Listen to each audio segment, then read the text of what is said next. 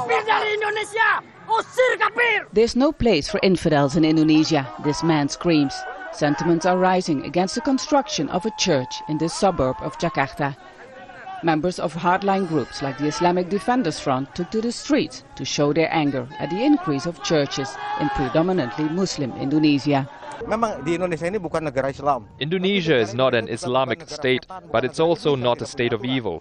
We have rules in this country. If someone wants to build a mosque or a church, he has to follow the rules.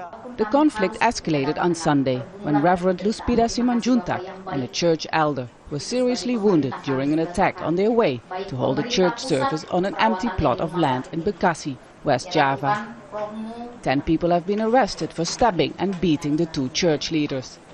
The Reverend makes a plea to the police to protect her congregation of 1,500 members from future attacks. We really hope nobody will die. That's why I say to the police, if something happens again this Sunday, I will hold the police responsible for not protecting us. At the root of the conflict lies a disputed government regulation that forces Christians and Muslims to obtain support from the community first before building a house of worship. The congregation in Bekasi says it received enough signatures to build their church until hardliners forced people to withdraw their support. This is a Muslim neighborhood. We know that. Indonesia is predominantly Muslim. If we have to follow this regulation, how can we ever obtain a permit to build a church? To ask the government to revoke or revise the regulation, Christians together with moderate Muslims took to the streets.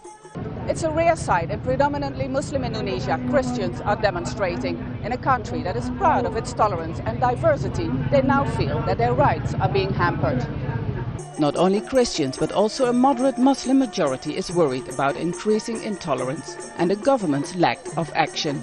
They consider Indonesia as the place of the moderate Muslim, the seat of the smiling Islam.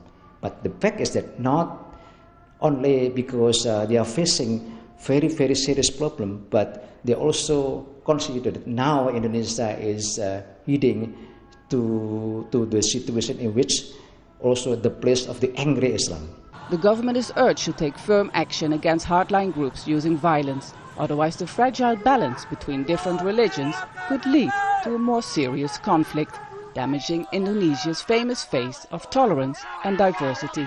Stap Vasen, Al Jazeera, West Java.